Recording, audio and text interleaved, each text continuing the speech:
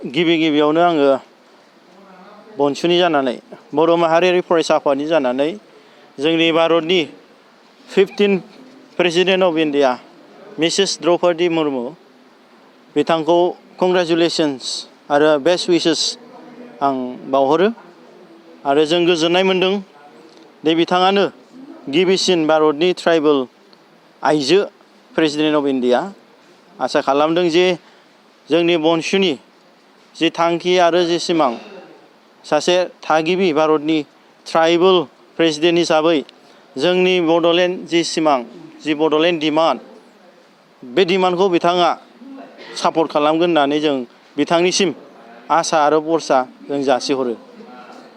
दा दिनै बेंटल खोन्दो बेखौ दिनै दाफुंनाय जाबाय। दा बेयावहाय जोंहा आफादगिरि हिसाबै थाखोमा हाज'वारि बिथांखौ आफादगिरि हिसाबै जों गायसननाय जाबाय आरो जोंना इयब बसुमतारी हिसाबै गाहाय नेहाथारिखौ दानाय जाबाय आरो जों आसा खालामो सेन्ट्रेल बनसुनिफ्राय बे बिथांमोनहा बे फैबाय थानाय समाव बर' हारिनि थांनानै थानायनि थाखाय बर' हारिनि रैखाथिनि थाखाय आरो बर' हारिनि देरसिन सिमां आलादा रायजो सोरजिनायनि थाखाय बिथांमोना जिउयै मोदोमै बिथांमोना बावसोमलांगोन जों बेखौ बिथांमोननिसिम आसा खालामबाय। हेमन्त बिश्व शर्मायालाय सोर? बिथाङाथ' सासे भारत आसामनि चिफ मिनिस्टारसो। बिथाङाथ' 5 बोसोरनि थाखायल'सो फैदों। दा दिनै जोंना भारत संबिधाना जि मोनसे ट्राइबेलफोरनि थाखाय थागिबिफोरनो थाखाय जि मोनसे राइट्स होखादों बे जोंनि Bodoland डिमान्डआथ' constitutional demand article 3 and 4 आवनो जोंहा दंखायो। हेमन्त बिश्व शर्मायालाय सोर बिलाय जिहेतु जों बड'लेण्ड मोनो मोना होनो। बिथाङा दिनै आयेननि देरसिन जानो हाया। बिथाङा दिनै सासे चिफ मिनिस्टार 5 बोसोरनि थाखाय खिन्थु भारत संबिधान भारतनि आयेननि बिथाङा देरसिन जानो हाया। बिथाङा जि बुंदों बे बुंबाय थाखागोन। बेफोर दे जोंनि बड'लेण्ड डिमान्डखौ दिनै असमिया सोरबा असमिया मेलेमजिबि सोरबा असमिया सभिनिस्ट बिथांमोना जेब्लायबो लुबैखाया। बिथांमोना दिनै हेंथायै जे जोंनि बर'फोरनि जि सिमां बेखौ थेर बेथेर खालामनो थाखाय गोबां सोलोसो बिथांमोना बाहायगोन आरो दिनैनि दिनावथ' जों नुनो मोनदों दे बिथांमोना जोंनि बर'नि माखासे माहारियारि आफादफोरखौ बिथांमोना गावसोरनि खबजायाव दोननानै बिथांमोना गावसोरो हाथियार हिसाबै बाहायनानै दिनै जोंनि आलादा रायजो सिमां सोरजिनाय जि बड'लेण्ड सोरजिनायनि जि सिमां बेखौ दिनै थेर बेथेर खालामनायनि एसे षड़यन्त्र बाहायदों। दा बेनिखायनो आं खावलायदों जाय माहारियारि आफादफोरा दिनै बेफोरबादि एसामिस सभिनिस्टफोरजों हाथियार हिसाबै बाहायजादों जोंनि जाथिनि सार्थनि थाखाय बिथांमोना गोजानाव थानाया मोजां आरो जेब्लायबो बनसुखौ सापर्ट खालामनाया मोजां जाहाथे जोंनि जि मुभमेन्ट जोंनि जे आलादा रायजो सोरजिनाय बे आलादा रायजो सोरजिनाया जोंनि इयुन जोंनि फंबाय बिनानावमोननि थाखायसो जोंनि गथ' गथाय बिथांमोननि थाखायसो। रिजार्भेसन जि पलिसि आं बे पलिसिखौ आं नायदों बेयावथ' आङो जि पलिसि खालायदों बिथांमोना दि जोंनि बिटिसिनि जि 6th शेड्युलनि जि मोनसे रिजार्भेसन पलिसि बिनि हेंथायै बिथांमोना पलिसिखौ बानायदों। मानो होनबा बेयावहाय 10% रिजार्भेसन फर द एसटिस नङा होमबा बे पलिसि आसामनि जि एप्लाइ खालायदों जेनेरेल आसामाव। दा जोंनि 6th शेड्युलावहाय जोंहा दिनै 75% रिजार्भेसन पलिसिखौ जों लाबोबाय थादों। नाथाय दानि सरकारा मा स्टेप लायो बिथांमोना दिनै दुरबलब्ला बिथांमोना बे 10% रिजार्भेसन पलिसिखौल' जोंनो होगोन आरो बेराफारसेथिं जों नुबावदों ओरैनो आउटसाइड जेनेबा नन बिटिसिनि एरियानि मानसिफ्रा दिनै गोबाङानो दिनै एप्लाइ खालायनाय पस्टफोराव गोबाङानो फैनानै साख्रि मावनायखौ जों नुनो मोनदों। दे गोबां डिपार्टमेन्टफ्राव दिनै जाय मानसिया बनाफाइड माने मानसि नङा बिटिसि ओनसोलनि बिथांमोना 6th शेड्युल प्रभिजन मथे जोंनि बिटिसि ओनसोलाव साख्रि मोना। जाय बिथांमोनानो दिनै अलरेडि जोंनियाव फैनानै एप्लाइ खालामनानै साख्रि लानायखौ जों नुनो मोनदों। खिन्थु बियो मोजां सिगनेल नङा। मानो होनब्ला दिनै जोंहा 6th शेड्युलखौ जोंनि ट्राइबेलफोरनि थाखाय माने जोंनि ट्राइबेल माने जाय मानसि ट्राइबेलफ्रा जेबो गैथारा बिथांमोनखौ दिनै माने सुबिदा होनो थाखायसो बिथांमोना बानायदोंमोन। जों खावलायो दानि बिटिसि गभर्नमेन्टखौ दा बैफोरबादि जि मोनसे माने इलिगेल प्रसेसजों दि साख्रि लानो नागिरदों एबा साख्रिबो लानो थांगासिनो एबा लागासिनो बिथांमोनखौ मोजां चेक आउट खालामनांगौ। आरो नैबे साख्रिनिल' नङा गोबां एडमिशन प्रसेसआवबो दिनै जोंनि बिएडनिखौनो होनदों बिएड कलेजावहाय दिनै डेपुटेसन हिसाबै टिचार्स मावखानायफोरखौ जि बिथांमोना 50 जन हरो आरो फ्रेश स्टुडेन्टसफोरखौ 50 जन होनो 100 स्टुडेन्टस।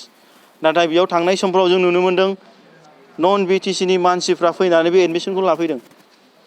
बेवहाय दिनै अब्ला जोंहा दिनै बे जोंनि बिटिसि ओनसोलनि स्टुडेन्टसफ्रा मा जागोन? बिथांमोननि जि मोनसे खाबु बे खाबुखौ दस्राफ्रासो लाफैगासिनो। दा बेयावहाय जों खावलायदों गभर्नमेन्टआ फुल रेसपन्सिबिलिटि लानांगौ जाहाथे खनले खनले बेफोरबायदि मिस्टेकआ दा जाथों। आरो दिनै बेफोरबायदि मिस्टेक जायोब्ला बनसुआ खिन्थु स्ट्रं रावजों गोख्रों रावजों जों सोंखारिगोन आरो गभर्नमेन्टनि जों हेंथायै गसंनाय जागोन। दा जों मिथिगौ एजुकेशन डिपार्टमेन्टआ बिटिसिआव ट्रान्सफार साबजेक्ट, बिदिनो लेन्ड एन्ड रेभिनिउ डिपार्टमेन्टआ बिटिसिआव ट्रान्सफार साबजेक्ट। दा बे गासैबो डिपार्टमेन्टआ दि जोंहानो दिनै पलिसि मेकिं पावार दंखायो दिनै बेखौ दिनै बिटिसि गभर्नमेन्टआ दिनै इउटिलाइज खालामनो हायाखै नामा? दा आं बिथांमोनखौ खावलायगोन हायाखैब्ला बिथांमोना मोजाङै इउटिलाइज खालाय जाहाथे जोंनि बिटिसि ओनसोलनि थागिबि मानसिफ्रा खस्थ' मोना। बेफोरथ' जोबोद दुखुनांथाव। दा बे प्रसेसा जागासिनो। जों माखासे इनफरमेसनखौ जों लादों। दाख्लैबो जों सार्कोल अफिस क'क्राझाराव जोङो डिस्ट्रिक्टनि दैदेनगिरि बिथांमोनखौ बनसुनिखौ जोङो आरटिआइ होनानै बै माखासे इनपुट्सखौ जों लानो थिनहरदों, दाबो मोनाखै। दा जों सुलुंनिफ्राय इनफरमेसन मोननाय बादिब्ला बे जोंना माखासे अफिसार्सफ्रा सार्कोल अफिसार्सफ्रा दा गुबुन हारिनि मानसि जाबाय।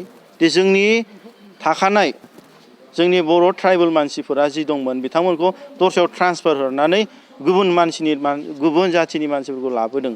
दा बिथांमोना दिनै अलरेडि अफिसार्स हिसाबै बिथांमोना अफिसखौ दायथ' लागासिनो। बेवहाय जों नुनो मोन्दों दि जोंनि बर' मानसिफोरनि जे हा फाट्टा बानायनांगौ, जे माखासे खास हाखौ मोनसे माने फाट्टानि लिस्टआव बानायनांगौ, दा बैफोरबादि खामानिखौ दिनै बिथांमोना मावाखै। मालाबा कम्पिउटार गाज्रि, मालाबा कारेन्ट गैया होननानै पलिसि खालाय दोनबाय थादों। खिन्थु गावसिनि मानसिखौ बिथांमोना थाब बानायनानै होदों। दा बै लेन्ड एन्ड रेभिनिउ डिपार्टमेन्टनि जाय इनचार्ज EM बिथांखौ आं बुंदों थाबैनो बिथांमोना बैफोरबादि इलिगेल इनसाइड जागासिनो बेयाव बिथांमोना हाबनानै दायथ' लानांगौ जाहाथे जोंनि सादारन बिटिसिनि मानसिफ्रा खस्थ' मोना। आरो बेल' नङा, माखासे जे जोंनि जेंनाफोरखौ जों नुनो मोन्दों इलिगेलि जोंनि बिटिसि ओनसोलाव दे जोंनि माखासे ट्राइबेलफोरनि हाखौ माने गभर्नमेन्टनि डेभेलपमेन्टनि नामाव हाखौ सेनो नागिरनाय आरो खास हाखौ दिनै माने डेभेलपमेन्टनि नामाव जोंनि मानसिखौ होखारनो नागिरनाय। दा बैफोरबादिया जाहैबाय 2006नि फरेस्ट डिवेलप्स एक्टनि एगेन्स्टआव थाङो। दा बेयावहाय जोङो बनसु हिसाबै जों बिथांमोनखौ जाय बिटिसिनि गभर्नमेन्टनि लेन्ड रेभिनिउ डिपार्टमेन्ट फरेस्ट डिपार्टमेन्टनि इनचार्ज बिथांखौ मोजां खामानि मावनो थाखाय जों खावलायहरो। नङाबा जों बनसु हिसाबै जों नायनानै थाबाय थानाय नङा। जोंनि बर'फोरनि जि हा हुनि जेंना आरो खस्थ'खौ जों जेब्लायबो जों दायथ' लानानै जों आवगायलांगोन। बर' माहारियारि फरायसा आफादा जोङो दिनै जोंनि बर'फोरनि जि गिबिसिन डिमान्ड आलादा रायजो सोरजिनाय बेखौहाय जोङो दिनै गोबाव समनि गेजेरावनो माने जोङो मावफुंनायनि पलिसिखौ जों लादों। आरो बेयावहाय जोंहा दिनै दिल्ली जिहेथु जोंहा मनसुन सिजन जागासिनो पार्लियामेन्टआव, बेवहाय दिनै दिल्लीखौ जोङो दिनै सोमावसारनो होननानै जों मोनसे पलिसिखौ जों बानायबाय थादों। जोंहा दिनै जोंनि माखासे सिनियर बर'नि आन्दलनकारि आफादफोर दं, बिथांमोनजोंबो जों सावरायगासिनो आरो प्लान पलिसिया अलरेडि जोङो आवगायनानै दङ। दा जोङो आगष्टनि फार्स्ट उइकआव जोङो दिल्लीयाव सौहैगोन जन्तर मन्तराव। आरो बेयावहाय जोंहा दिनै जोंनि बनसुनि बिबानगिरि सेन्ट्रेलनिफ्राय लानानै डिस्ट्रिक्टनिफ्राय लानानै बिथांमोना मेंनो रोङै खामानि मावगासिनो आरो आं आसा खालामदों आरो आं दिनै बनसुनि जानानै रायजो राजाखौ आं खावलायहरदों दि जोंनि ब्रैथि खेब जि बड'लेण्ड मुभमेन्ट बे मुभमेन्टआवहाय मानगोनां रायजो राजा नोंथांमोना जेब्लायबो बनसुखौ सापर्ट खालामनांगौ। मानो होनब्ला बनसुआ दिनै गावनि बेक्तिनि थाखाय नङा, जोंनि फैबाय थानाय जोंनि फंबाय बिनानाव फैबाय थानाय जोंनि गथ' गथायनि इयुननि थाखायसो जों सोमावसारदों आरो बेयावहाय जोंनि जि मोनसे सोमावसारनाय बे सोमावसारनाया गासैबो बर' रायजो राजानि थाखायसो। बिनि थाखायनो नोंथांमोना जेब्लायबो जोंखौ जिउयै मोदोमै जे जोंनि सिमां आलादा रायजो सोरजिनायखौ मोगथां महर होनो थाखाय नोंथांमोना जेब्लायबो जोंखौ थुलुंगा होलांबाय थानांगोन।